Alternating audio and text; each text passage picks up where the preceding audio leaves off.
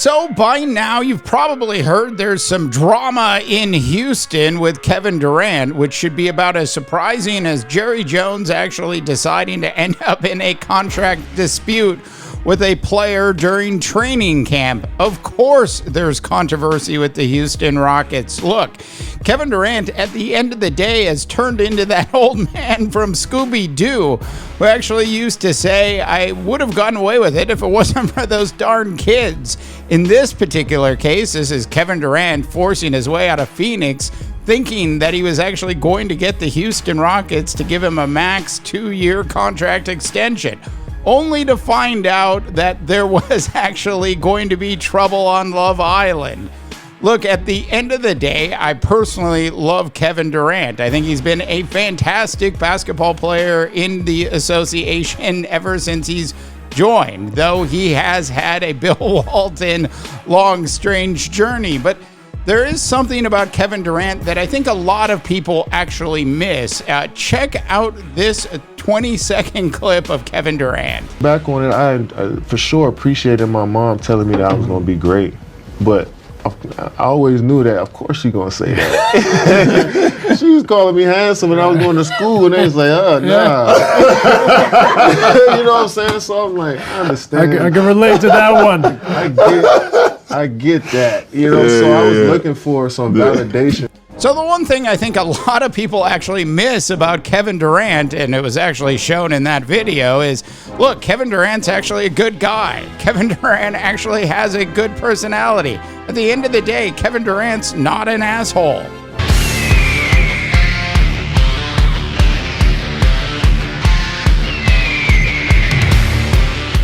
All right, welcome back to the NBA Rundown. As always, North America. I am Dave DeBaugh, coming to you from the Silicon Valley. So on today's show, I want to talk about KD and his move to the Houston Rockets, which can best be described as, at least at this point, trouble in actual paradise. Now, the Houston Rockets have done a fantastic job with putting together a roster, at least on paper, that if you think about it, should be able to challenge OKC for the Western Conference supremacy in the upcoming season. It, of course, has KD, who's going to make $54 million this year. Şengün is going to make $33. Fred actually took less to come back to the Houston Rockets on a 2-year deal. He signed for $25 million a year. Outside of that, though, the team is actually made up of a mix of young, up-and-coming superstars like Amon Thompson, who's actually going to be paid less this year than Reed Shepherd, who had, at best, limited minutes last year. Thompson's actually going to make just under $10 million this year, but they also have Clint Capella. They also have Jabari Smith. They picked up Dorian Finney-Smith as well. Look, this team is totally loaded, and I haven't even brought up the fact that they have Steven Adams to add some toughness to this team. At the end of the day, Kevin Durant could not have, at least from a roster perspective, walked into a better situation than the Houston Rockets, especially coming off of what actually happened in Phoenix. Now, the Bill Walton long, strange journey of Kevin Durant's career is, of course, different than Bill Walton's, but he has been on a long, strange journey ever since he left the Golden State Warriors.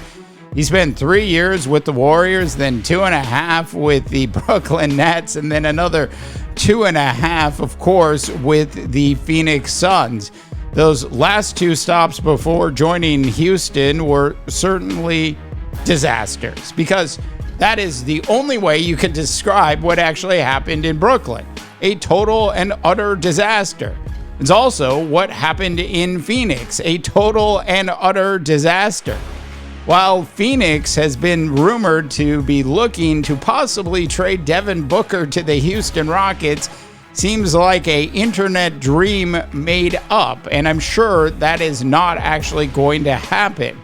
The Phoenix Suns aside, the Houston Rockets, with this particular roster, are in a fantastic position. But the problem is that Kevin Durant is not actually on the hook for anything beyond this upcoming season, which means as the NBA trading deadline approaches, KD and the Houston Rockets will need to decide how is their relationship going to continue. Now, assuming the play on the court actually goes well, then you can expect the Houston Rockets to go ahead and fold and sign Kevin Durant to a 2-year max contract. That, of course, is what Kevin Durant is actually used to. You got to remember, Kevin Durant is close to actually clearing $500 million in salary throughout his career in the NBA. And that's certainly impressive. It's also very impressive what KD has actually done off the court with all of his investments in Silicon Valley tech companies, as well as the development and expansion of his own media company in Boardroom, which is, quite frankly, a fantastic read.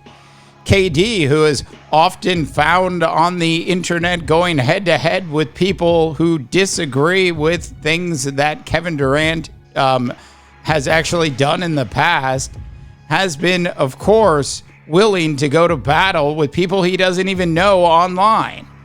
That has, of course, set, if you will, some things about Kevin Durant's personality that, quite frankly, has led people to misread actually who Kevin Durant is. At the end of the day, Kevin Durant is, yes, one of the best basketball players of all time. Kevin Durant is also a fantastic businessman and entrepreneur. Kevin Durant is not a jerk. Kevin Durant is actually a good guy. Of course, he's going to have run-ins with people who have type A personalities like Draymond Green. And of course, Kevin Durant can be accused, if you will, of being a little bit sensitive at times. But that doesn't mean he's not a great basketball player. I wondered, how is Kevin Durant actually going to handle the tough love coaching that's actually going to happen to him in Houston? Will it work or will it not work? I think the Houston Rockets right now should certainly go ahead and lock Kevin Durant up for a 2-year deal. I can understand that Kevin Durant is upset that that hasn't happened yet.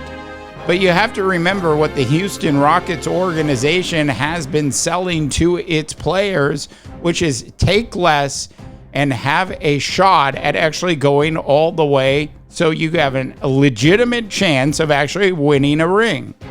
That particular sales pitch to KD is exactly where the confrontation currently is, because KD wants what he expects to be paid as somebody who is one of the greatest basketball players of all time in the association. I can't blame KD for wanting to get every single penny that he can possibly get.